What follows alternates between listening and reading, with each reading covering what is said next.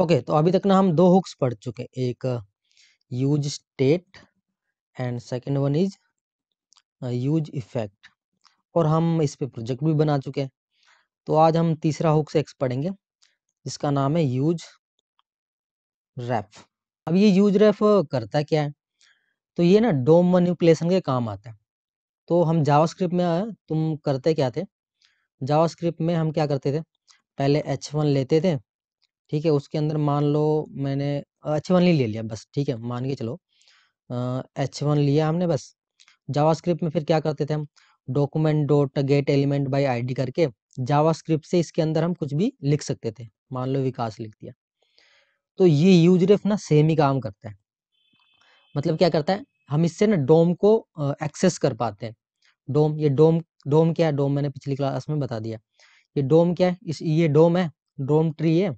इसको हम H1 को हम एक्सेस कर सकते हैं और इसके अंदर मैनिपुलेशन कर सकते हैं। मान के चलो विकास को मैंने H1 को एक्सेस किया और विकास का मैंने कलर चेंज कर दिया, या फिर विकास की जगह मैंने कुछ और इनपुट मतलब कुछ भी और लिख दिया, मैक कोड लिख दिया, इसका कलर चेंज कर दिया, इसके बॉर्डर चेंज कर दिया, कुछ भी चेंज कर सकते हैं यूजरेफ की हेल्प से। अब इसमें कुछ भी चेंज करने के लिए हमें कुछ तो इसको चाहिए ना एक्सेस करने के लिए। तो जावास्क्रिप्ट में हम क्या देते थे, आईडी क्लास देते थे उसको एक्सेस करने के लिए। यहाँ पे क्या देंगे, एक एट्रीब्यूट देंगे जिसका नाम होगा रेफ। रेफ देंगे और उसके अंदर हम करली ब्रेसेस के अंदर जो भी यूज रेफ होगा उसको लिखेंगे, ठीक है।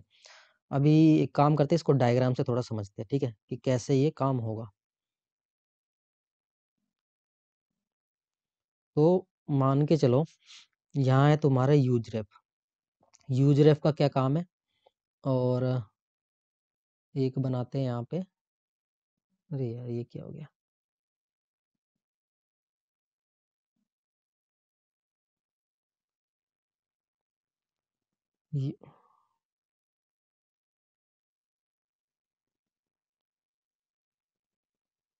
यूज रेफ, और ये क्या है, हमारा डोम एलिमेंट है।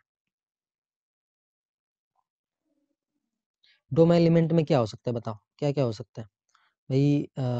तुम्हारा डोम एलिमेंट में क्या हो सकता है, पैराग्राफ हो सकता है, पैराग्राफ हो सकता है, H1 हो सकता है, H1 हो सकता है, और क्या हो सकता है, इमेज हो सकता है, मतलब कुछ भी हो सकता है ना डोम में। तो इसके अंदर ये कोमा यार, ये सारी चीज हो गई। तो हम क्या करेंगे, इस यूज रेफ को ना इसके साथ हम अटैच करेंगे, ठीक है। और अटैच करते ही ना क्या होगी, जो भी इसकी प्रॉपर्टीज है ना वो हमारे यूज रेफ को, यार इसको मैं पहली बार चला रहा हूँ इसलिए थोड़ा, तो जो भी इसकी प्रॉपर्टी होगी ना यूज रेफ के अंदर आ जाएंगी। तो पहला काम क्या है, इसको अटैच करना। अभी मैं वो करवाऊंगा, मतलब कोडिंग में करवाऊंगा तो अच्छे से समझ में आ जाएगा। अटैच करना, अटैच करते ही क्या हो जाएगी फिर इसकी प्रॉपर्टीज, यार प्रॉपर्टीज, इसकी सारी प्रॉपर्टीज इसके अंदर आ जाएंगी। इसके लिए हमें क्या करना पड़ेगा, इसके लिए, और इसको यूज रेफ को क्या करेंगे, एक ना वेरिएबल के अंदर स्टोर कर देंगे। यहाँ पे एक वेरिएबल, इस डायग्राम को याद रखना, अभी इसी डायग्राम से हेल्प से मैं बनाऊंगा, ठीक है। यूज रेफ को इस वेरिएबल के अंदर स्टोर कर देंगे। इसको अटैच कैसे करेंगे, इसको अटैच करेंगे कैसे बताओ, अभी तो बताया था, रेफ एट्रीब्यूट के साथ इसको अटैच कर देंगे। यहाँ पे रेफ, रेफ एट्रीब्यूट के साथ इसे अटैच करेंगे, ठीक है। अटैच कर दिया, वेरिएबल में स्टोर कर दिया। तो ये वेरिएबल की हेल्प से ना, ये अब क्या होगा, इस वेरिएबल की हेल्प से, अरे यार कैसे इसको कनेक्ट करते हैं, अच्छा ऐसे, ऐसे, पहली बार मैं चला रहा हूँ इसको, हाँ ऐसे कनेक्ट हो गया। तो हाँ, तो इस वेरिएबल की हेल्प से ना हम इसमें जो भी चेंज करेंगे इसके अंदर चेंजेस करेंगे, किसकी हेल्प से, वेरिएबल की हेल्प से। तो यहाँ पे जो भी चेंजेस होंगे ना वो वेरिएबल के हेल्प से होंगे। अब ये डायग्राम याद रखना। अब चलते हैं अपने कोड पे, कोड पे चलते हैं। ये एक कंपोनेंट बनाते हैं हम, यूज रेफ, यूज रेफ हुक डॉट जेएस। यहाँ पे RAFC लिखते हैं शॉर्ट फॉर्म में। अब इस कंपोनेंट को इंपोर्ट कर लेते हैं ऐप में। इसको हम कमेंट करते हैं, इसका कोई काम नहीं है।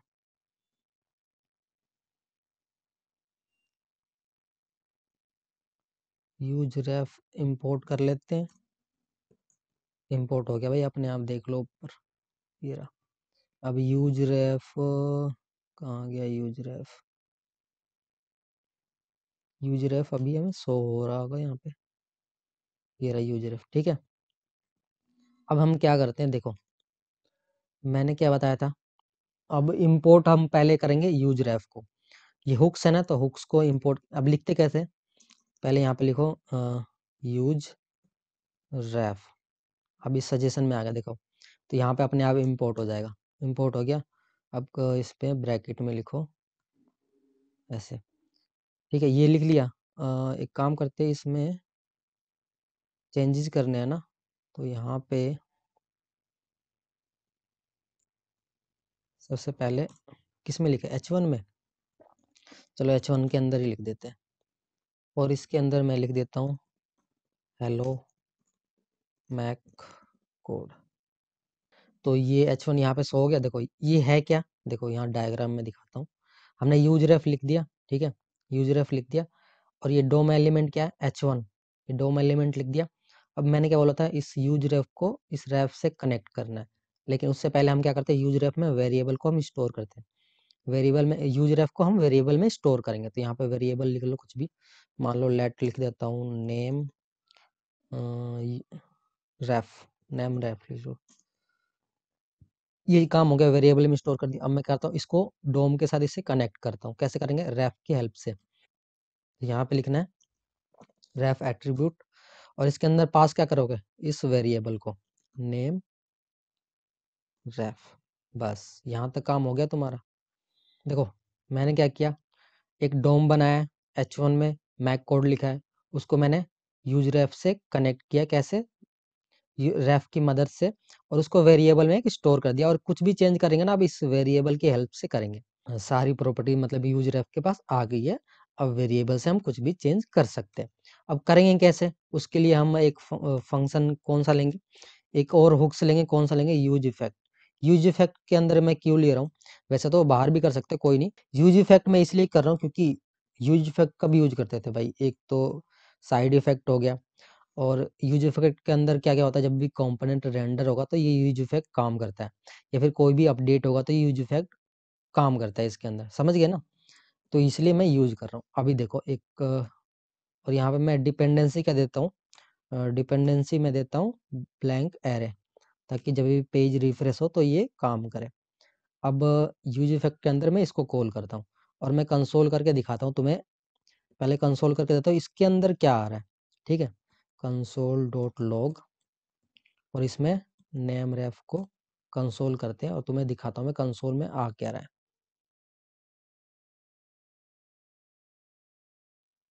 Warning, React DOM render is no longer supported React index.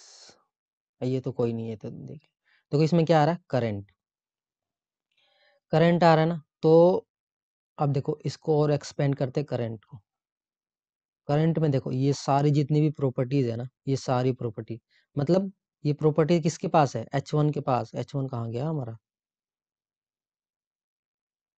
अच्छा देखो, जो भी मैंने क्या बोला था, बताया था, इस डोम को हमने एक्सेस किया और सारी प्रॉपर्टी इसके पास आ गई। अब यहाँ से हम कुछ भी मैनिपुलेट कर सकते हैं डोम के साथ। तो ये करंट एलिमेंट में देखो, करंट इसे बता रहा, अरे यार क्या हो रहा है ये। तो ये जो भी करंट अब मैं दिखाता हूँ, देखो एक काम करते हैं, इस करंट को और करते हैं, एक डॉट करंट लिखते हैं यहाँ पे, देखो यूज रेफ डॉट। अब मैं करंट क्यों लिख रहा हूँ, क्योंकि ये एक ऑब्जेक्ट है। देखो ऑब्जेक्ट को एक्सेस कैसे करते हैं, यूज रेफ मिल गया, उसके डॉट करंट लिखूंगा तो ये एक्सेस हो जाएगा, ठीक है, डॉट करंट। अब देखो ये देखो H1 मिल गया, हेलो मैक कोड, ठीक है। एक काम करते हैं, इसको पहले हटाते हैं, तो मैं प्रॉपर्टीज दिखाता हूँ क्या क्या है इसके अंदर, क्या क्या एक्सेस कर सकते हैं हम। देखो करंट के अंदर मैं एक्सपेंड करता हूँ, देखो क्या क्या है, चाइल्ड नोट्स नोट्स नोट्स, देखो इनर HTML, इनर HTML है हेलो मेट कोड। तो हम इनर HTML इनर टेक्स्ट करते थे ना जावास्क्रिप्ट में। तो मैं देखो एक काम करता हूँ, यहाँ पे इसको हटाता हूँ। अभी मैं क्या करूँगा, पहले लिखना पड़ेगा यहाँ डॉट करेंट। हमें H1 मिल गया ना, करंट मिल गया। अब इसके अंदर क्या करना है तुम्हें, एक काम करता हूँ, इसको हटाता हूँ अभी कंसोल को। हेलो मैक कोड तो दिखेगा नहीं क्योंकि हटा दिया यहाँ से, ठीक है। दिख भी रहा है कि नहीं है, हाँ ठीक है। हमने देखो करंट से क्या किया, H1 को हमने एक्सेस कर लिया। ओके, अब एक काम करते हैं, इसको इनर HTML लिखना है ना, क्योंकि हमें इसके अंदर क्या करना है, इनर HTML के अंदर कुछ भी मुझे लिखना है ना। इनर HTML, इनर HTML यार कैसे लिखा था, कैपिटल में लिखा था ना। अब यहाँ पे लिखते हैं, पहले करंट लिखेंगे, डॉट क्या लिखेंगे, इनर HTML। अब इनर HTML के अंदर कैसे लिखते थे, जावा, बिल्कुल जावास्क्रिप्ट जैसे ही है देखो।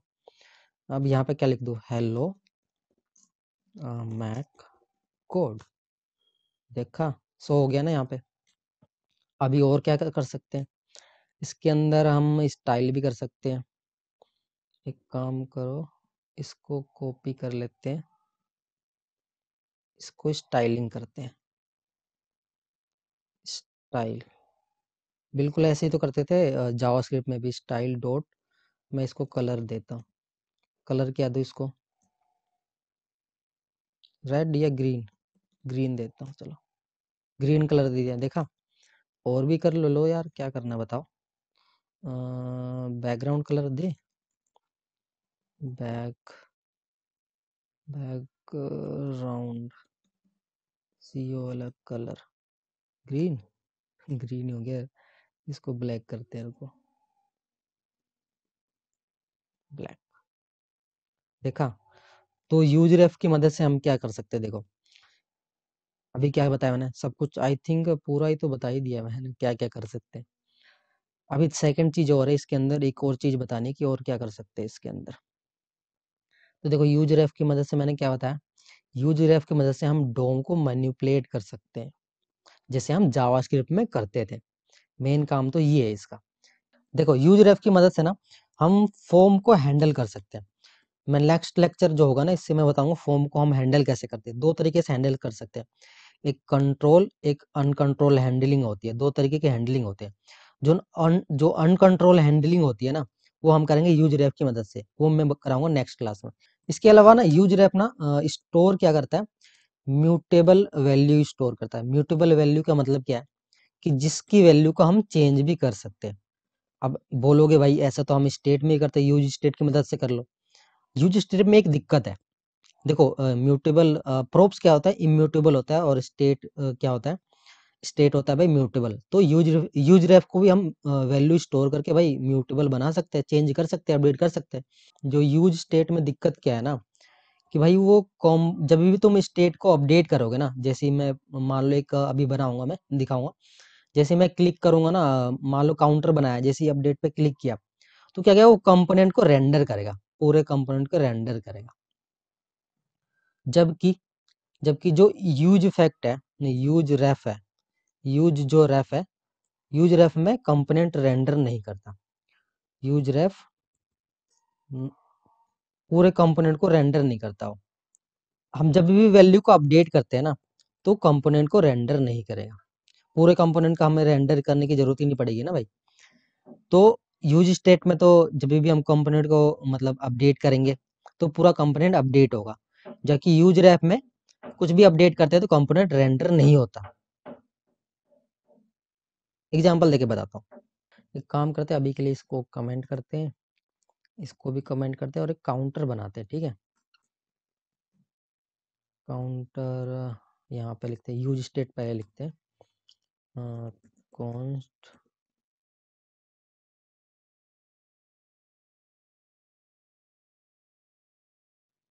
और यूज स्टेट के साथ हम यूज इफेक्ट को यूज करते हैं। और मैं दिखाता हूँ इशू क्या आता है इसके अंदर। इशू, इशू ही बोलते हैं ना, इशू मतलब प्रॉब्लम क्या आती है भाई, वो दिखाता हूँ मैं तुम्हें। अब मान लो मुझे इस काउंटर को अपडेट करना है, अभी के लिए मैं इनिशियल वैल्यू क्या देता हूँ इसको 0, और यहाँ पे इसको काउंटर काउंटर, और मैं क्या बोलता हूँ कि सेट काउंटर को काउंटर +1 कर दो। अब देखना प्रॉब्लम क्या होगी, ठीक है। मैंने क्या बोला कि भाई अभी ऑन क्लिक वन क्लिक कुछ नहीं लगाया है मैंने। सेट काउंटर अपडेट क्यों हो, क्योंकि भाई यूज इफेक्ट जब हम कॉल करते हैं तो क्या होता है, एक तो जब ये होता है रेंडर जब भी होगा कंपोनेंट, एक तो जब ये कॉल होगा तो रेंडर तो होगा ही ना पहली बारी में, ठीक है। और एक सेकंड चीज क्या होता है यूज इफेक्ट में, कि जब कंपोनेंट पे हम कुछ भी अपडेट करते हैं जब ये रेंडर होता है। अब देखना प्रॉब्लम क्या आएगी अभी, ये देखो, ये काउंटर है ना, काम करते रुको, ये यहाँ पे काउंटर लिखते हैं। अब यहाँ पे चलते हैं और देखते हैं प्रॉब्लम क्या आ रही है। देखो जैसे रिफ्रेश का पेज देखो 0 से स्टार्ट हुआ, कितनी फास्ट तेजी से, मतलब यहाँ पे मैंने तो काउंटर वाउंटर प्लस प्लस कुछ नहीं करा। यूज इफेक्ट क्या करता है भाई, जैसे पेज रिफ्रेश होगा ये चलने लगेगा, देखना। अभी चलते कंसोल में और देखते प्रॉब्लम क्या दिखा रहा है ये, कुछ वार्निंग वगैरह होगा कुछ। यहाँ पे वार्निंग दे रहा है कि दिस, कि भाई ये बहुत ज़्यादा हो चुका है, अपडेट हम जो भी कर रहे हैं ना बहुत ज़्यादा हो गया है। कॉल स्टेट इनसाइड इफेक्ट, मतलब यूज इफेक्ट के अंदर हम इनसाइड यूज इफेक्ट को यूज कर रहे हैं, तो ऐसा करना नहीं है। तो अगर तुम डिपेंडेंसी एरे पास कर दो ना इसको, तो ये प्रॉब्लम तो सॉल्व हो जाएगी। ये बोल रहा है कि ऐसा तो मत करो, एक तो पहली बात तो कि डायरेक्ट तुमने कॉल कर दिया, ऐसा मत करो। अगर तुम्हें करना है तो एक काम करो, डिपेंडेंसी एरे पास कर दो।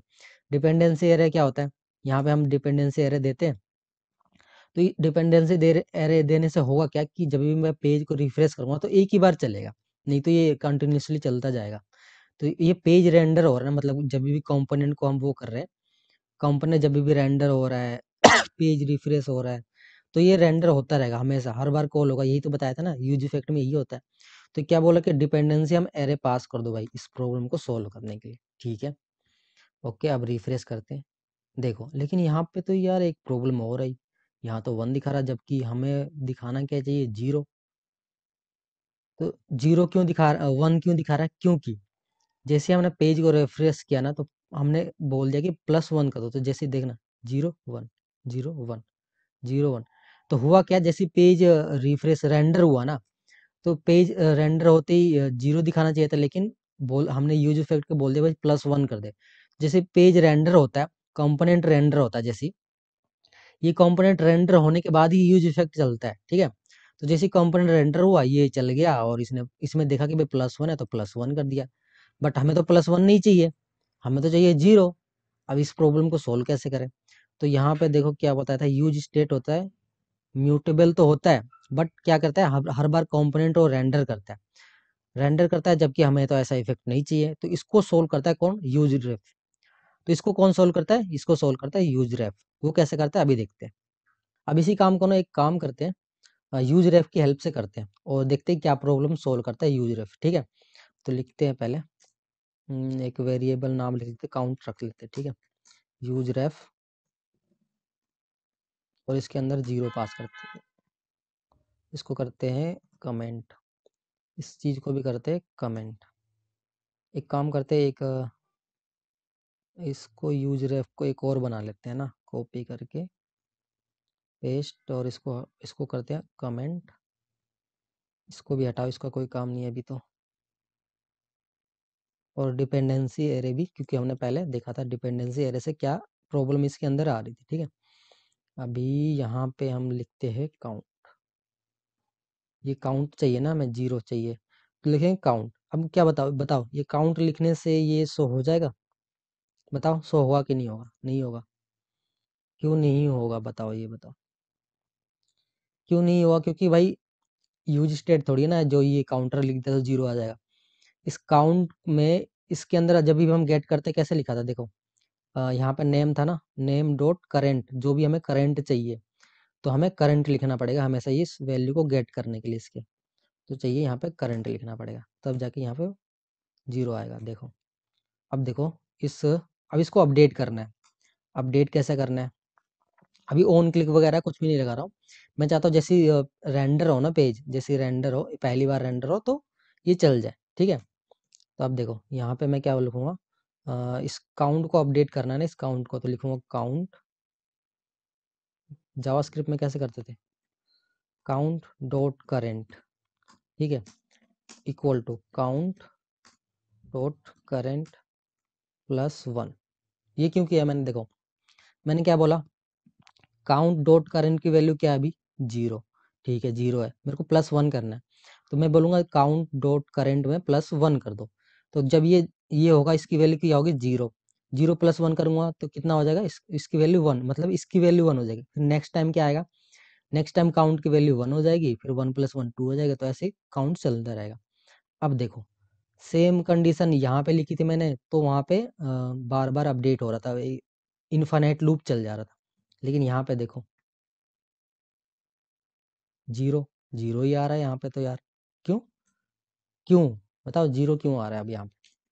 सेम काम मैंने वहां पे भी किया था, लेकिन वहां तो, अरे यार क्या हो गया, वहां पे तो वो इनफाइनाइट लूप पे चल गया था, लेकिन अभी तो यहाँ पे नहीं चल रहा है भाई। वाई, क्योंकि ना यूज रेफ अभी बताया था मैंने पीछे, कि जो कंपोनेंट को री रेंडर नहीं करता, री रेंडर कब नहीं करता, जब हम कुछ अपडेट कर रहे हैं। लेकिन जब हम यूज स्टेट को यूज करेंगे ना, जब भी ये मान लो ये हमने अपडेट करा, तो हमेशा वो कंपोनेंट को रेंडर करेगा, रेंडर करेगा तो यूज इफेक्ट चलेगा भाई। क्योंकि यूज इफेक्ट कब चलता है, जब कंपोनेंट रेंडर होता है, या फिर पहली बार पेज रिफ्रेश होगा तब चलेगा, अपडेट करोगे तब चलेगा। लेकिन यहाँ पे क्या होगा, पेज रेंडर नहीं हो, वो रेंडर तो होगा, लेकिन यहाँ पे क्या होगा कि ये कंपोनेंट को जब भी कुछ अपडेट करना चाहे, मैं अपडेट ही तो कर रहा हूँ यहाँ पे, तो ये कंपोनेंट को रेंडर नहीं करता है, ये बेनिफिट है यहाँ पे। तो यहाँ पे ना एक इंटरव्यू का क्वेश्चन भी बन जाता है कि भाई मान लो तुमसे पूछ ले कि यूज इफेक्ट और यूज रेफ में डिफरेंस क्या है, मेन डिफरेंस क्या है, तो तुम्हें बोला है डज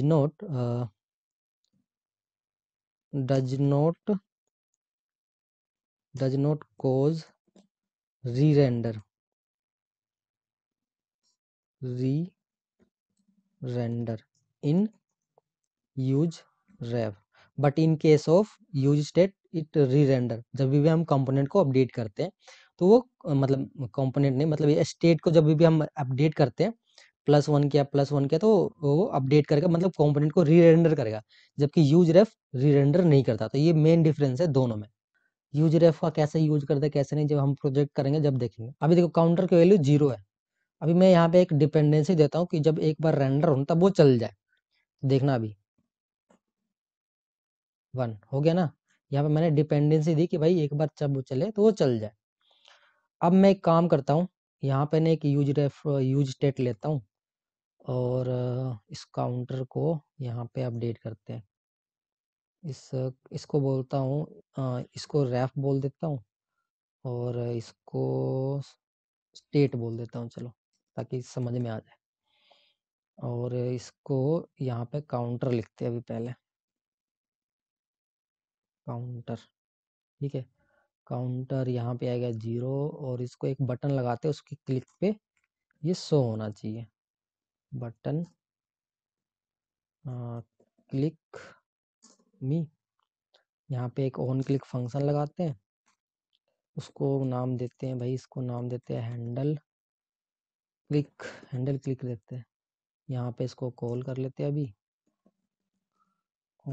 हैंडल क्लिक, और मैं क्या बोलता हूँ, सेट काउंटर को +1 कर दो, काउंटर +1। और मैंने डिपेंडेंसी अभी यहाँ पे मैंने बोल दिया कि ये जब चलेगा जब ये मैं इसको अपडेट करूंगा। देखो यहाँ डिपेंडेंसी दे रहा हूँ मैं किसको, काउंटर को। जब काउंटर में कुछ भी चेंज होगा ना, तब ये चलेगा। इसको जब मैंने बोला है, देखो अब यूज रेफ यूज स्टेट, ठीक है। अब देखना यहाँ पे देखना, और यहाँ पे भी देखना, देख रहे हो क्या देखा, मैंने इसको डिपेंडेंसी दे दी भाई, जब काउंटर चले तब चलना है। ये तो ना रेंडर होने पे चलेगा ना कुछ होने पे चलेगा, नहीं तो वहां पे करते थे तो बेसिकली मोटा मोटा तो मैंने यूज रेफ का मतलब ऑलमोस्ट सारा कुछ बता दिया है। अब यूज रेफ पे ना एक प्रोजेक्ट करेंगे, अभी नहीं, जब मेन प्रोजेक्ट करेंगे। वैसे तो सच बताऊं, यूज स्टेट और यूज इफेक्ट का यूज करते हैं ऑलमोस्ट सब। यूज रेफ का बहुत कम यूज करते हैं। यूज रेफ देखो, ये यूज रेफ का मेन यूज है ये, ठीक है, यहाँ पे ये मेन यूज है ये, जब भी कुछ भी चेंज करना हो तो ये इससे कर लेते हैं। उसके अलावा ये हो गया। अब एक फॉर्म हैंडलिंग बताऊंगा ना, उसमें यूज रेफ और क्या यूज हो सकता है उसमें बताऊंगा। तो आज के लिए यूज रेफ के लिए इतना ही। आई थिंक ऑलमोस्ट मैंने ऑल कवर कर दिया, ऑलमोस्ट सारा यूज रेफ कवर कर दिया, और मेरे हिसाब से अपनी अच्छी कोशिश की है जितना अच्छा समझा सकता हूँ। ओके, तो आज की क्लास बस यहीं पे।